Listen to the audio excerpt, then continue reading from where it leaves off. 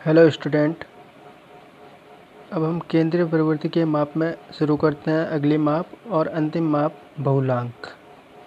बहुलांक यानी इसको बहुलक भी बोलते हैं, मोड इसको कहते हैं और MO से इसको रिप्रेजेंट करते हैं।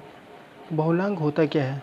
बहुलांक परिभाषा की बात करें तो देखिए, बहुलांक दरअसल वह पदमान होता है जो दिए गए आंकड़ों में सर्वाधिक बार जो आता है, यानी कि जिसकी आवृत्ति बार बार होती है, वह अंक जो बार बार रिपीट होता है वो बहुलांक होता है। अर्थात ऐसा अंक जिसकी आवृत्ति सबसे अधिक बार होती है, या बहुत बार बोलते हैं जिसकी बारंबारता सबसे अधिक बार हो, वो बहुलांक होता है। जैसे कि शब्द से लग रहा है, इसके अर्थ से ही लग रहा है कि बहुलांक यानी कि बहुत बार जो अंक आता हो तो वो बहुलांक होता है।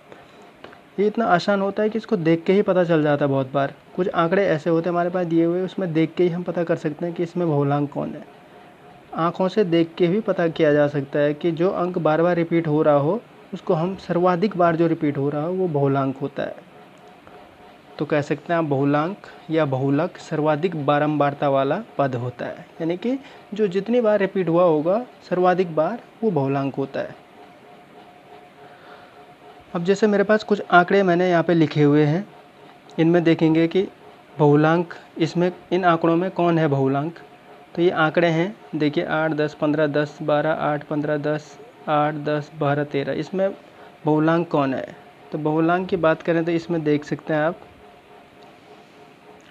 आप आंखों से देख के चेक करके ही बता सकते हैं बहुलांक कौन है। मैंने इसमें लिख रखा आसानी से कि 8 देखिए, इसमें 3 बार आ रखा है, 1, 2, 3। 10 4 बार है, 12 जो है 2 बार है, 13 जो 1 बार है और 15 जो है 2 बार आ रखा है। तो सर्वाधिक जो आ रखा है वो 10 4 बार आ रखा है, तो इसलिए इन आंकड़ों का जो बहुलांक है वो 10 हो जाएगा। ठीक है, तो ये आसान था ढूंढना, लेकिन ध्यान दें, क्या इतना ही आसान है बहुलांक ज्ञात करना? ये तो बच्चों का खेल हो गया। लेकिन ये आंकड़े देखिए, ये ऐसे आंकड़े हैं, ये अवर्गीकृत आंकड़े हैं। खासतौर पर अवर्गीकृत आंकड़ों का बहुलांक ज्ञात करना बड़ा आसान हो जाता है। जैसे कि मैं ज्ञात करने की जो विधियाँ होती हैं वो 2 ढंग से होती है। जब आंकड़े हमारे पास अनग्रुप्ड हो यानी अवर्गीकृत, जैसे कि ये थे। दूसरा होते हैं वर्गीकृत आंकड़े। तो वर्गीकृत आंकड़ों का बहुलांक ज्ञात करना कैसे करते हैं, और यही क्वेश्चन एग्जाम में ज़्यादातर आते हैं वर्गीकृत आंकड़ों का बहुलांक ज्ञात करने के लिए। तो चलो शुरू करते हैं, एक उदाहरण लेते हैं। ये मैंने एक उदाहरण यहाँ पे लिया है वर्गीकृत आंकड़ों का बहुलांक ज्ञात करने की विधि में। तो आपके पास जो क्वेश्चन आएगा कुछ ऐसा आएगा, ये वर्ग दिया होगा, एक वर्गांतर है ये, क्लास इंटरवल, जिसमें कि देखें आंकड़े अभी वर्ग में फैल गए हैं। ये अवर्गीकृत नहीं है, ये वर्ग में है। 140 और 150 का वर्ग है, 150 और 160 का वर्ग है, ऐसी 190 और 200 का वर्ग है। और जो बारंबारता दे रखी है यानी फ्रिक्वेंसी, वो इस प्रकार दे रखी होगी, इस वर्ग में 4, इसमें 6, 10, 12, 9, 3। तो इस प्रकार से क्वेश्चन आएगा और पूछा जाएगा कि बहुलांक ज्ञात कीजिए। तो चलो हल करते हैं इसको। मैंने सहूलियत के लिए ये पहले से हल करके रख दिया है, आपको समझा रहा हूँ बस। हल देखिए, अब इसको चाहे तो आप ऐसे ही कर सकते हैं, ये लैंडस्केप में ये टेबल है, चाहे तो आप पोर्ट्रेट में टेबल को बना सकते हैं। तो आप देखिए टेबल मैंने ऐसे तैयार कर दी, इससे सुगमता होती है। यहाँ पे वर्ग यानी क्लास इंटरवल को और बारंबारता को इस प्रकार से आप दिखा देंगे। माध्यिका और मध्यमान की तरह अन्य वर्ग बनाने की, अन्य टेबल बनाने की ज़रूरत नहीं पड़ती है। यहाँ पे दूसरी रो खींचने की भी ज़रूरत नहीं होती है, नई कॉलम खींचने की ज़रूरत होती है, बस इन 2 से ही काम चल जाएगा। ये देखिए वर्गांतर इसी क्रम में लिखे मैंने, 140 से 150, और ये जैसे कि ये थे इसी क्रम में लिखे हैं, और ये बारंबारता भी इसी क्रम में लिखी। अब बात करेंगे वर्गीकृत आंकड़ों के लिए जो सूत्र होता है वो ये होता है, ध्यान दें। इस सूत्र को नोट कर लीजिए, आप चाहें तो स्क्रीनशॉट ले सकते हैं। देखिए बहुलांक MO = L plus bracket F1 minus F0 upon 2 into F1 minus F0 minus F2 bracket बंद इंटू I। तो ये सूत्र है बहुलांक ज्ञात करने का। अब बात करेंगे वहाँ पे क्या क्या चाहिए हमें। L चाहिए, F1 चाहिए, F0 चाहिए, F2 चाहिए, I चाहिए, L चाहिए, ये सब मिल जाएंगे हमें, तो हम इस सूत्र में मान रख के आसानी से बहुलांक ज्ञात कर सकते हैं। तो टेबल को देख लीजिए आप, इसमें हम चीज़ ढूंढते हैं, जो चीज़ ढूंढते हैं हम सबसे बड़ी, सबसे ज़्यादा अंक वाली बारंबारता, यानी कि सबसे जो अधिक बारंबारता है वो 12 है। देखिए 12, सर्वाधिक बारंबारता जो है वो 12 है। और इसके वर्गांतर को हम निश्चित, आप ऐसे कर दीजिए, इसको हाईलाइट कर दीजिए ताकि सहूलियत हो हमें आगे करने में। तो मैं बता दूं आपको, ये देखिए जो 12 है, यानी कि 12 है, सर्वाधिक बारंबारता वाला पद है वो, सर्वाधिक बारंबारता वाला पद F1 हो जाता है। ध्यान दें, इस सूत्र में जो F1 है ये सर्वाधिक बारंबारता वाला पद है, ठीक है। और FO है, जो F0 बोलो या O बोलो, एक ही बात एक ही है।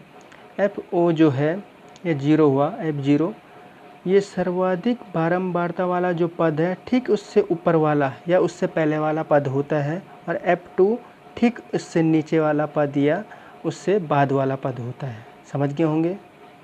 ये देखिए मैंने यहाँ पे लिखा भी है, आप नोट कर सकते हैं।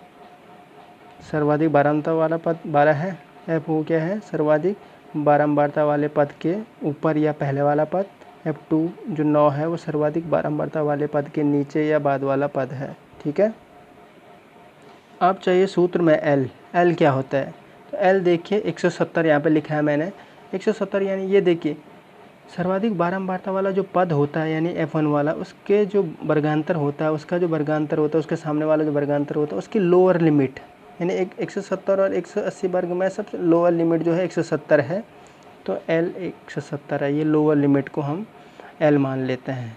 अब चाहिए हमें I, और I क्या होता है। I की बात करें तो I क्लास इंटरवल है, यानी कि जो वर्गांतर है, इन वर्गांतर का अंतर, जैसे कि नाम ही से लग रहा है वर्गांतर, वर्ग का अंतर। तो वर्गांतर 190 और 200 के बीच कितने अंक हैं वर्गांतर में, वो 10। आसान से भी आप निकाल सकते हैं। बहुत बार लोगों को समझ में नहीं आता कि कैसा होता होगा I। तो I जो है, आप चाहें तो 200 में से 190 घटा दें तो आपके पास 10 आ जाएगा। इसी प्रकार वर्गांतर आप याद कर सकते हैं, 190 और 200 उंगलियों पर भी गिन सकते हैं, लेकिन ये इससे भी आसानी से निकाल सकते हैं। इसलिए I = 10। हमारे पास अब सब कुछ आ चुका है, सूत्र हमारे पास है, ये सारे मान हमारे पास हैं। सूत्र में मान रखेंगे, देखिए MO = 170 यानी कि L था, F1 12, फिर F0 10/2 into F1 12 minus F0 10 minus F2 9 into bracket बंद किया इंटू I है 10। अब सॉल्व करेंगे इसको, ध्यान दें। 170 ऐसे रहेगा, धन ब्रैकेट 12 में से 10 गए 2, यहाँ पे देखिए 12 दूना 24 हो गया।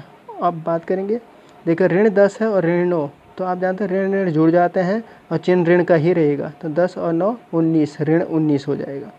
ये जुड़ जाएंगे आपस में, चिन्ह ऋण का ही रहेगा, ब्रैकेट बंद इंटू 10। आगे सॉल्व करेंगे, 170 धन 2/24 में से 19 किया 5, ये इस प्रकार आ जाएगा। इसको सॉल्व करते हैं आगे, देखिए 170 धन 2 गुणा गए 10/5, ये आया। 170 धन 10 दूना 20/5, 170 धन 5 चौको 20, 174 हमारा आंसर आ चुका है। तो ये हमने क्या निकाल दिया है, मोड। तो उम्मीद है आपको समझ में आ गया होगा। वर्गीकृत आंकड़ों के लिए मोड निकालने के लिए ये सूत्र बहुत ज़रूरी होता है, इस सूत्र को नोट कर सकते हैं आप। तो उम्मीद है ये एग्जाम्पल आपको समझ में आया होगा और आप इसके जैसे ही सवाल जो आएंगे उनको सॉल्व कर पाएंगे। अब बात आती है, सिर्फ ये तो मैं ही कर रहा हूँ, आप तो कुछ कर नहीं रहे हैं। आपके लिए एक टास्क है, इस बार आप घर में इस सवाल को करेंगे इसी मेथड से। ये देखिए क्लास इंटरवल यानी वर्ग दे रखा है, या वर्गांतर ये है 0 से 10, 10 से 20, 20 से 30, 30 से 40, 40 से 50। बारंबारता ये दे रखी 9, 12, 15, 10, 14। तो आप इसको सॉल्व कीजिए और इसका जो आंसर आएगा इसको आप कमेंट बॉक्स में लिखिए। प्रत्येक बच्चा इसको सॉल्व करेगा और जिसको समझ में नहीं आएगा वो कमेंट बॉक्स में बता सकता है। तो आज के लिए इतना ही, थैंक यू।